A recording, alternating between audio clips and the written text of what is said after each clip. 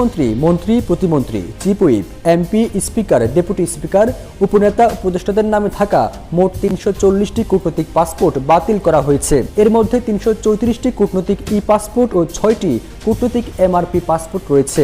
এ সকল ব্যক্তিবর্গের স্বামী স্ত্রী সহ যাদের কূটনৈতিক পাসপোর্ট রয়েছে তা বাতিলের প্রক্রিয়া শুরু হয়েছে। এসব পাসপোর্ট দেশের অভ্যন্তরের ইমিগ্রেশনের সিস্টেমে আপডেট করা হবে, কিন্তু দেশের বাইরে আন্তর্জাতিকভাবে বিভিন্ন দেশে ভ্রমণের রেস্ট্রিকশনের ক্ষেত্রে পুলিশের এসবির মাধ্যমে ইন্টারপোলের সহায়তা প্রয়োজন হবে বলে জানিয়েছে ইমিগ্রেশন ও পাসপোর্ট অধিদপ্তর।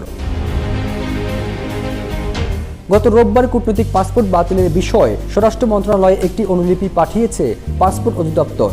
সাবেক প্রধানমন্ত্রী শেখ হাসিনা ও তার মন্ত্রী এমপি সহ যাদের নামে লাল পাসপোর্ট ইস্যু করা ছিল এবং সার্ভারে পাওয়া গেছে সেগুলো বাতিল করা হয়েছে। সূত্র জানায় ৩৫০ জন এমপি, ৫ জন উপদেষ্টা ও ২ জন টেকনোক্রেট মন্ত্রী সহ মোট ৩৫৭ জনের পাসপোর্টের ব্যাপারে পদক্ষেপ গ্রহণ করা হয়েছে।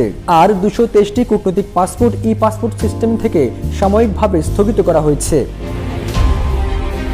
মোট ৮ জনের পাসপোর্ট সম্পর্কিত কোনো তথ্য ই পাসপোর্ট প্রকল্পের তথ্য ভাণ্ডারে খুঁজে পাওয়া যায়নি। ১০ জনের কূটনৈতিক পাসপোর্টের পরিবর্তে সাধারণ পাসপোর্টের তথ্য ই পাসপোর্ট প্রকল্পের তথ্য ভাণ্ডারে পাওয়া যায়। কূটনৈতিক পাসপোর্ট গ্রহণের যোগ্য হলেও তারা সাধারণ পাসপোর্ট গ্রহণ করেন। ৫ জনের ই পাসপোর্ট সংক্রান্ত কোনো তথ্য পাওয়া না গেলেও তাদের এমআরপি সংক্রান্ত তথ্য পাওয়া গেছে।